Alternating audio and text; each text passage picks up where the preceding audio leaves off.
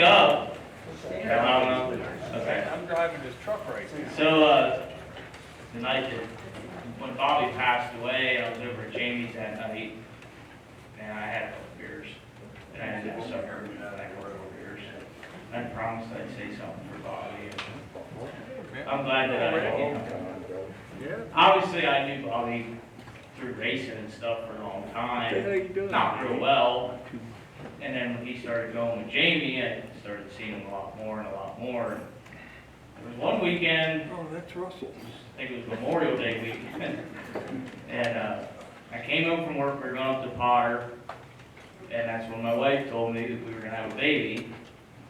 And we went and picked up Rick, and we drove up. Bobby and Jamie were already there, Short and Lisa were there, Kelly and Doug were there, Heather and Tim were there, Eli was there, everybody was there.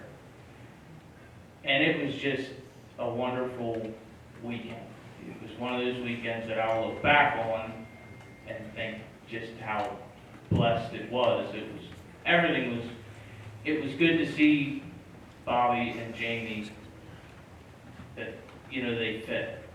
And she was happy and everybody was happy.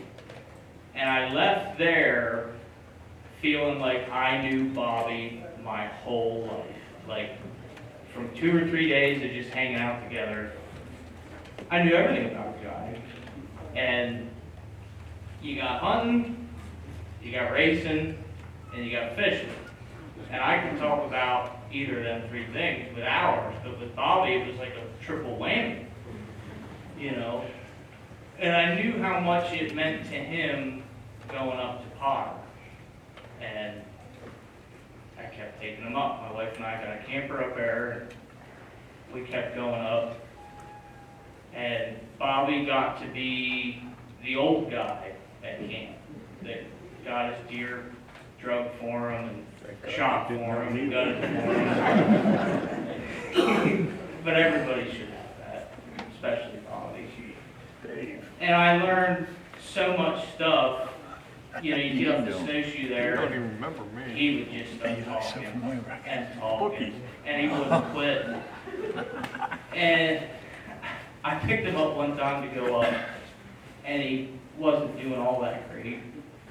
And I had to say, Bobby, we probably ought not go, but I knew it wasn't an option. I just had to say that. You weren't not going to Potter like that. Just Bobby not going to Potter doesn't sound right.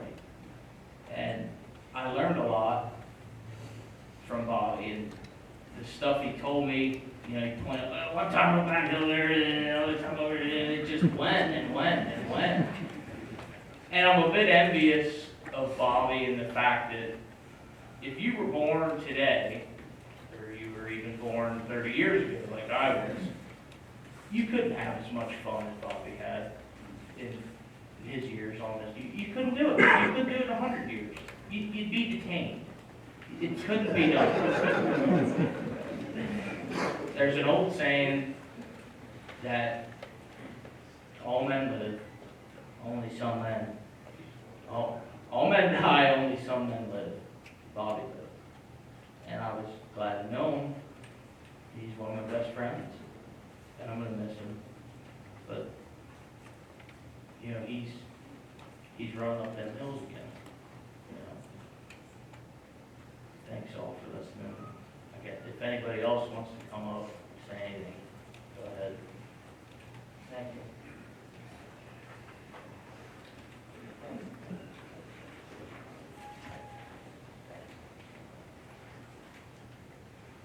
Hi, I'm Tom Snyder. I'm married to Bob's oldest sister, Delight.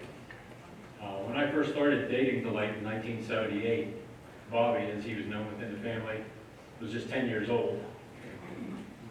I remember he was a really nice kid, genuinely friendly, and always smiling. He was talkative and not at all shy. He warmly welcomed me into the Reiner home. 4 years later, when Delight and I married, he warmly welcomed me into the Reiner family. 6 years after that, he proudly welcomed my son, Ben, into the Reiner clan. As an adult, Bobby always loved kids. He would often accompany Mom and Dad on weekend trips to Pittsburgh to visit Delight, Ben, and me. I remember when my son was maybe 3 years old, he had a small pullback spring action mouse on wheels. On one visit to our house, Bobby put Ben on one side of a closed door. Bobby laid on his stomach on the other side of the door, and they shot the mouse back and forth under the door for half an hour. They were both giggling the whole time. Bobby had a knack for inventing fun, and I'm sure it's one of Ben's first and fondest memories of Bobby. Whenever all the Reiner siblings, nieces, and nephews got together at Mom and Dad's house, the adults would gather in either the living room or around the kitchen table to catch up with one another while eating. That was too boring for the kids, so they would all congregate in the back room where Bobby would hang out to eat. The kids saw Uncle Bobby as a loud, enthusiastic teddy bear. He enjoyed sneaking snacks to the kids before, during, and after meals. A parent would often question, "Where did you get that little Debbie?" The response was always, "Bobby said it was okay." Bobby also enjoyed gently teasing the kids. They would often scheme at ways to tease Bobby back. On more than one occasion, a kid would decide that while Bobby went to the kitchen to refill his plate, they would hide in the broom closet behind Bobby's recliner, wait for him to return, then spring out and scare him. When Bobby returned, he would notice somebody was missing, catch on to the plot, and he immediately laid his recliner back the whole way so as to block the closet door from opening. When the kid would try to spring out, he'd find he was trapped and start rattling the handle, banging on the door, and hollering at the top of his lungs. Bobby would innocently ask, "Does anybody else hear something? I think maybe we have mice." After a little while, Bobby would set the recliner back up and act surprised when the sweaty kid came pouring out of the closet. The ruffled kid would often run to the kitchen to snitch. The parent would listen to the whole sad story and typically ask, "What were you doing in the closet in the first place?" The kid would pause, shrug, and then head back the hallway to hang out with Uncle Bobby some more. But through the mayhem, they all seemed to have a good time. I think the kids liked hanging out with an adult who was always also a kid at heart. They also liked escaping to a safe room away from their parents, exploring some independence. They also liked Little Debbie's. Despite the teasing, Bobby was always proud, supportive, and protective of his nieces and nephews. While Ben was growing up, the Reiners often had a Christmas gift exchange, and Bobby usually participated. One year, the person who had Ben's name wrapped his gift in aluminum foil. Bobby saw the gift being passed towards Ben and said, "I'll bet it's a ham sandwich." "Hey Ben, I'll bet somebody's giving you a ham sandwich for Christmas." We all laughed. It wasn't a ham sandwich. But Bobby, Ben, and I would agree that a ham sandwich would not be the worst possible gift to receive for Christmas. Well, the years marched on. We all went to work. We all grew older, and now here we are. Bob was determined to keep Mom and Dad out of a nursing home as long as possible, and I respect all his years of effort and sacrifice to make that happen. I know with certainty that there are dozens of Bob's good friends and relatives, living and deceased, who were much closer to Bob than I ever was. Many are gathered here today. To those among you who are especially close to Bob, consider yourselves lucky and cherish his memory. He was a good guy with a huge heart. Bob hugged me the first time we ever met when he was just a kid, and he hugged me the last time we met, the night before his heart surgery. Bob could be opinionated, as we all can be, and I didn't always agree with him, but we understood each other, accepted each other, and appreciated each other. Life is too short and loved ones too few to allow disagreements to shatter bonds. I think our 45 continuous years without a serious argument is a pretty good stretch. I thank Bob for sharing in that, and I'll always remember him with a smile. Thanks.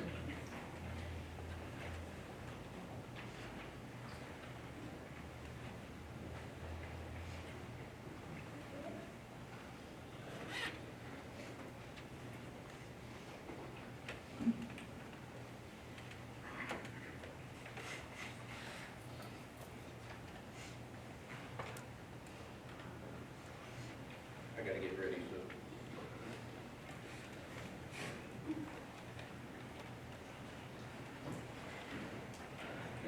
I don't know if I can do this, but we're gonna try. I knew Butley as Butley. I don't know if people know him or not, but that's what we always called him. Butley was Butley, wasn't Butley, it was Butley. And I am his oldest niece. I hung out at my grandparents' house all the time when he still lived there. And So some of you may know me because you would come to the house with them and always say, hey, Squirt, what are you still doing awake? I don't know who you are now, but I know many of you said that when you came in the house. Because we would be up playing cards with my grandparents.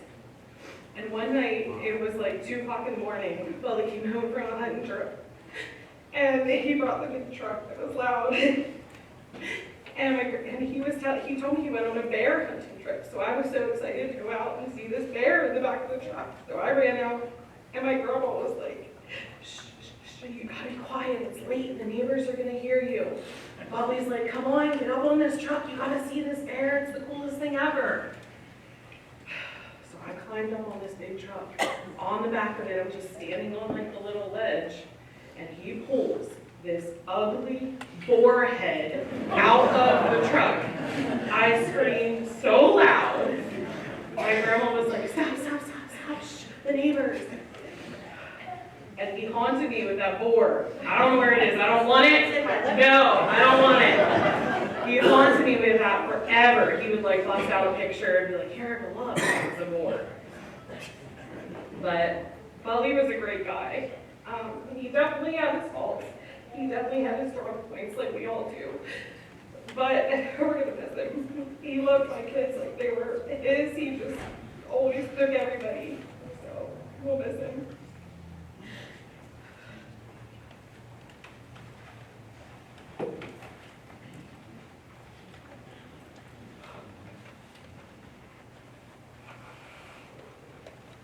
Greetings, everybody. My first name is Lewis, and I'm a Leaper, and I'm Bobby's cousin. And I became an apostolic bishop. So it's really dangerous when they tell apostolic bishops that they didn't have a preacher to show up, and then they give me space to get up here. I'm not going to weary you all with that, but I'm going to do something. I've never done this before. I've played the violin in public a little bit. God gave me the ability to play, if we call it an ability, I think it is. Anyhow, I can preach this all for an hour without ever opening the Word of God and not get nervous at all. But when I play the violin, I tend to get nervous. But I want to say a few things about Bobby first. Because I grew up with 4 sisters, every summer after I became 12, they would send me to the dairy farm to live on the dairy farm, so I wouldn't be around the girls over the summertime. And Bobby was one of the cousins that lived close enough that would come over to help bale hay. And Bobby was one of my few bailouts. If you have to work the farm every day as a kid and don't have any help, sometimes Bobby Weiss would come in, sometimes even Uncle Robert would come in and help me bale hay. There was one boy that would come and bale hay, and I threw a hay bale off the top mound and hit him in the head, and he never came back. He did come too, he just didn't come back. But I never did anything bad to Bobby because Bobby and I were cousins and we got along great. Some of the experience I have, have any of you ever heard Bobby say the word bugger? That was his favorite word. Our grandfather had a favorite word. His word was ah, but Bobby's was buggers. So when you're trying to get cows to go in and they wouldn't, they were buggers. But Bobby and I had smoked our first cigar together. And it was a Swisser Sweet, and we were baling hay.